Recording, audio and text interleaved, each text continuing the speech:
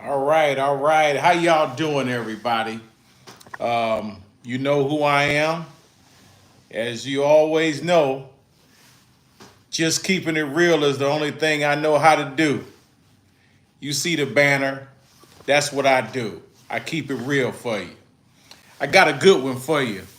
Detroit citizens of Wayne County are disgraced, illegitimate sheriff of Wayne County, Rafael Washington, neglecting his duty, and the chiefs and captains that are under him are enabling him to remain the bad sheriff that he is.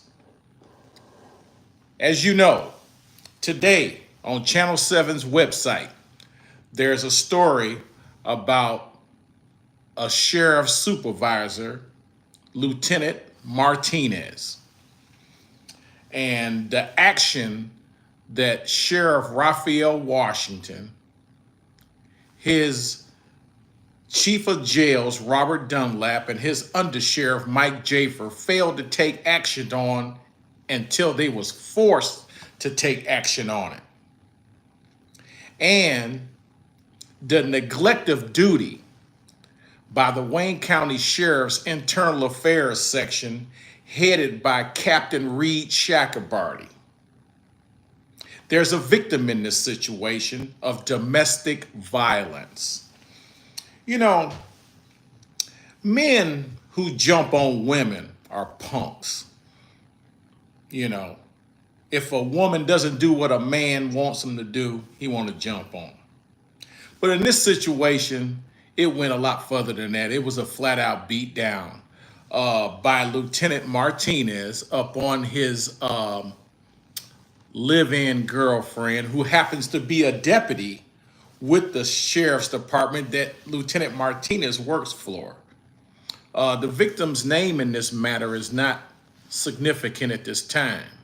But mark this date down, November 21st in the city of Brownstown.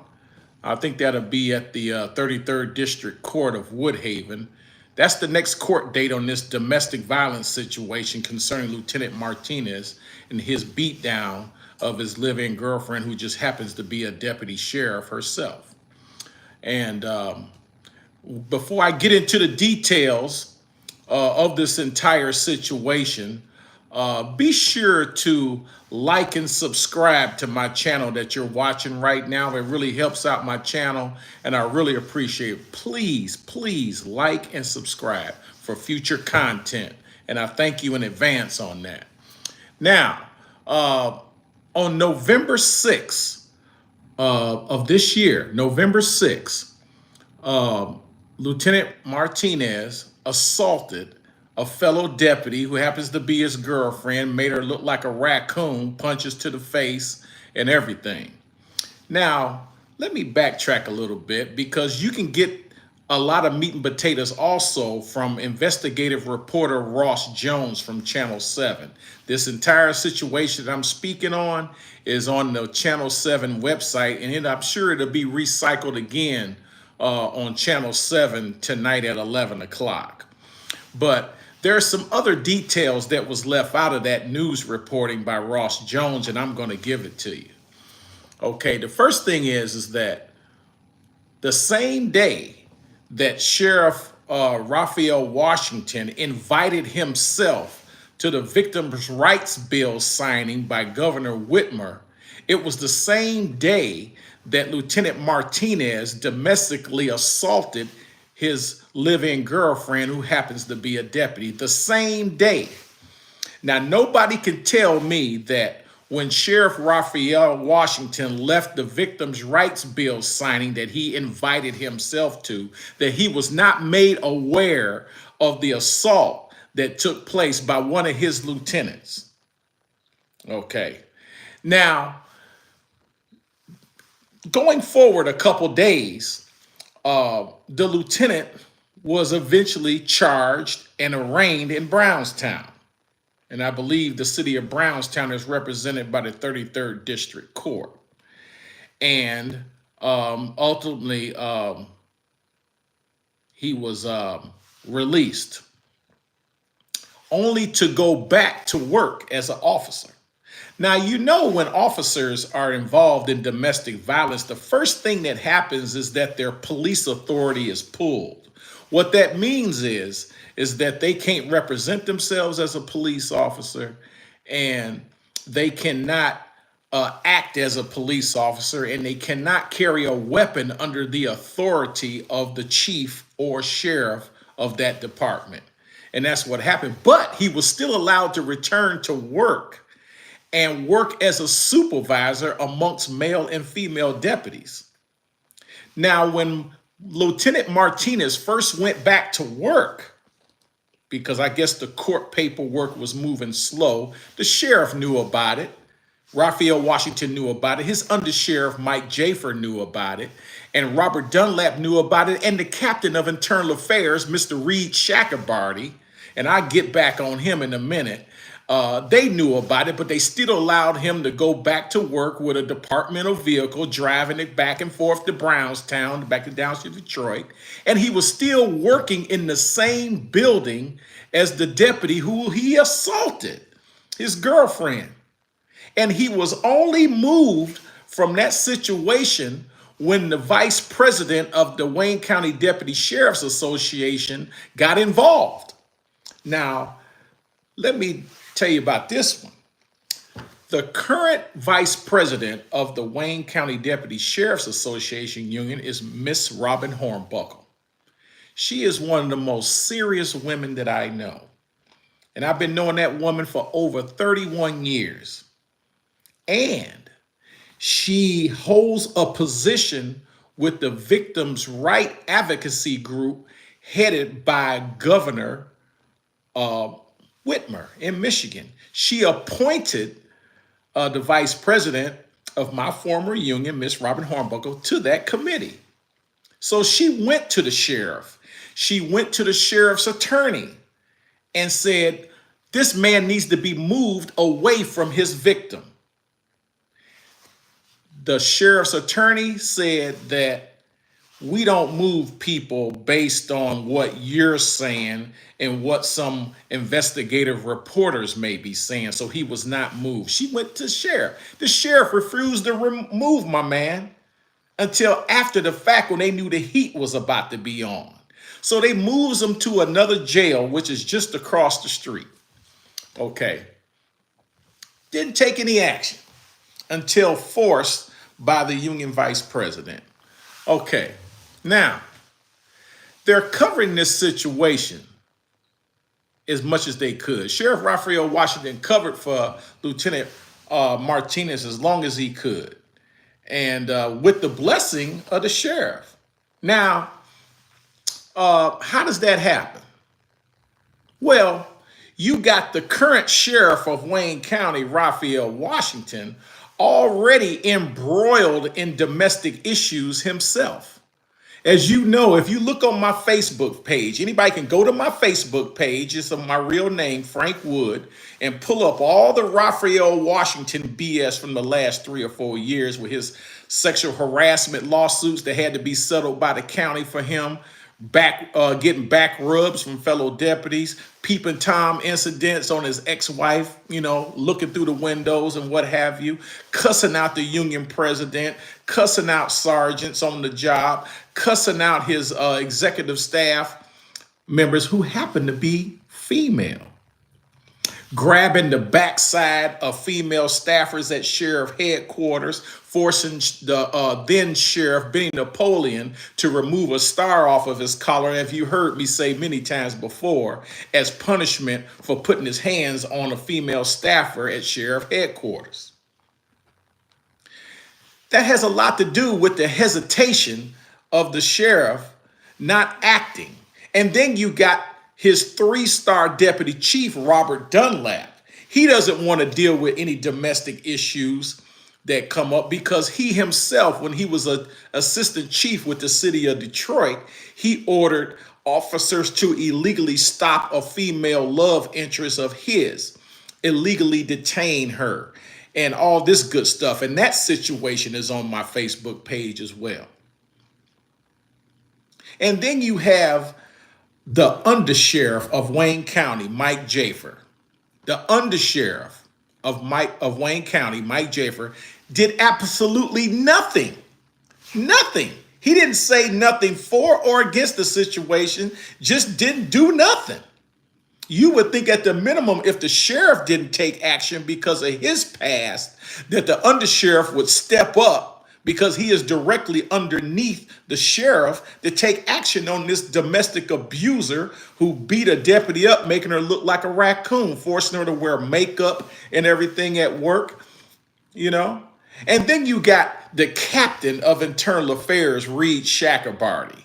You've heard me say in previous videos, he was stopped and detained twice for drunk driving. Okay, he receives a little slap on the wrist because they know that he's their hammer and their axe man in internal affairs and does whatever they tell him to do. I can't believe that he had the balls to get in front of a camera and talk about another domestic abuser when Reed Chackabarty has done similar things similar to Mr. Martinez, including domestic violence. It's out there, you know, rumor of that, but we do know about the drunk driving stops on a captain of internal affairs who's supposed to be checking officers' integrity and keeping the officers in check. And he act like we forgot. Well, we haven't forgot about your Reed Chackabarty, and we haven't forgot about your sergeant who works in internal affairs with you, Lacey Polderdyke, who you are entangled with, and she just happens to be the officer that sued the sheriff along with another officer who's retired and got a portion at $85,000, but yet she comes back and works for the sheriff, directly for the sheriff in his internal affairs unit under Reed Chackabarty. Everybody's got baggage, but yet they want to pass fact on others. You know, that's not right.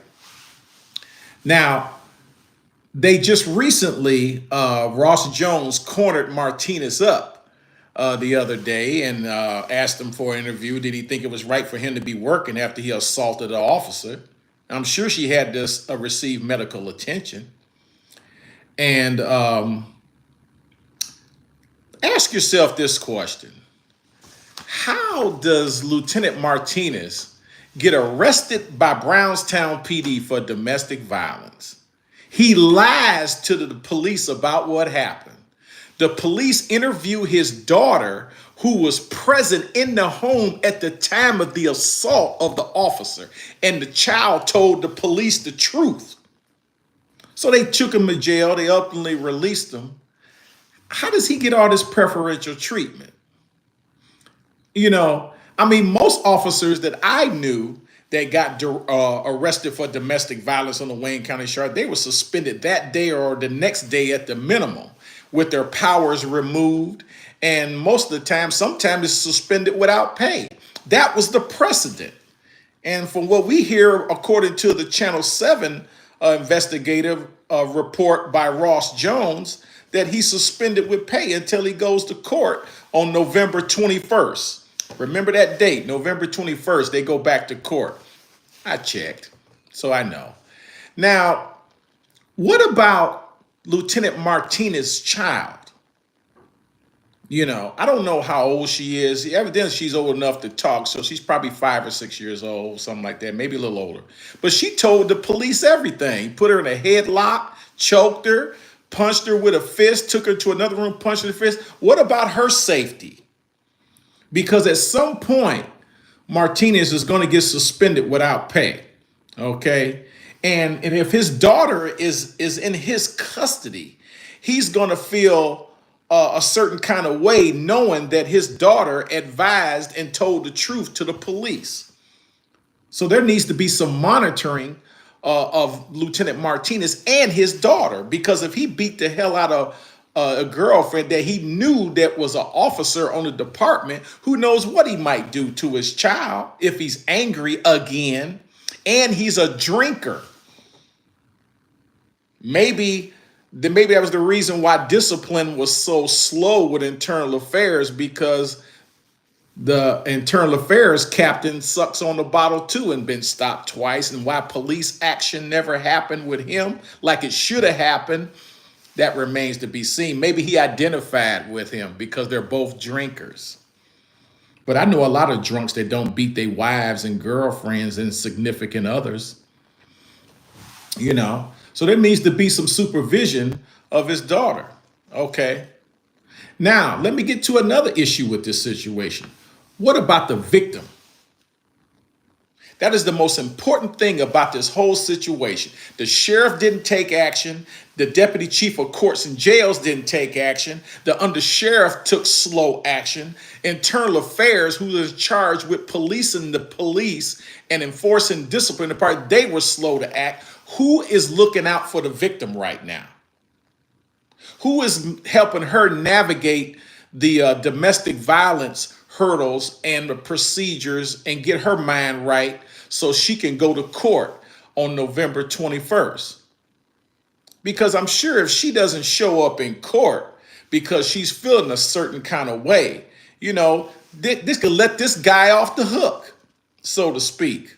You know, somebody needs to be with her, guiding her, giving her reassurance, get her counseling so she can be prepared for court and deal with this monster, you know? And, you know, somebody needs to be helping her and easing her fears so she can go to court. Now, this domestic abuser for the sheriff's department, he did what he did because he felt comfortable. And how is it that he's able to not receive the discipline that most officers would receive for the same thing that he did? Relationships. Lieutenant Martinez had a whole lot of people looking out for him, but nobody was looking out for the victim. She's coming to work, bruised, battered, and scarred. And I'm sure from what I hear, she's being laughed at and talked about at work, you know, instead of people being sympathetic to her situation, being a woman that's clearly outclassed by Lieutenant Martinez. If you saw the news report, you saw how big he is. And he's an avid weightlifter, so he's got that on his side, but he wants to use it against a woman. You know, I've never heard of him raising up on a male. And I knew Martinez.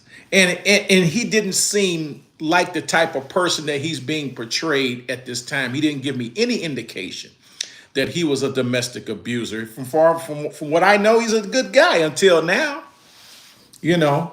But again, who's looking out for the victim in this situation? That's the most important thing. You know, everybody wants to lend a hand to somebody who has favors. Why did Martinez receive all this favoritism? Hey, from what I hear, and it's just hearsay, but you know, people talk to me and I talk to people. He has a relationship with someone who is connected to a towing company that's been towing vehicles and impounding vehicles for the Wayne County Sheriff's Department for over 20 years. And I remember when this particular tow company and the owner of this particular towing company first started under Wayne Wolf. He's now deceased. He was a lieutenant with the Sheriff's Department. And I remember when that tow company first came into being, and ironically, I was the first officer that impounded the first vehicle that this particular tow company impounded. I was a young deputy, you know, never knew that situations would go. But, you know, tow companies have a lot of influence in the community.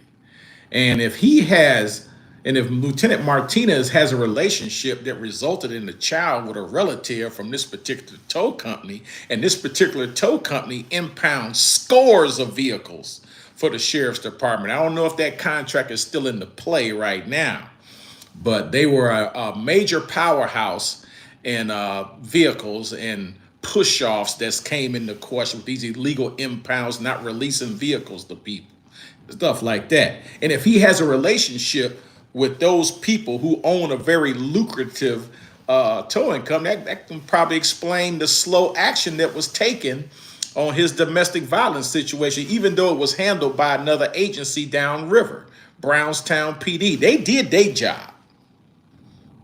Yeah, they arrested him, charged him and everything, but now it's up to the Wayne County Prosecutor's Office and it's up to the Sheriff's Department to step up and issue out the same discipline that they would issue to anybody else. Okay? Get this.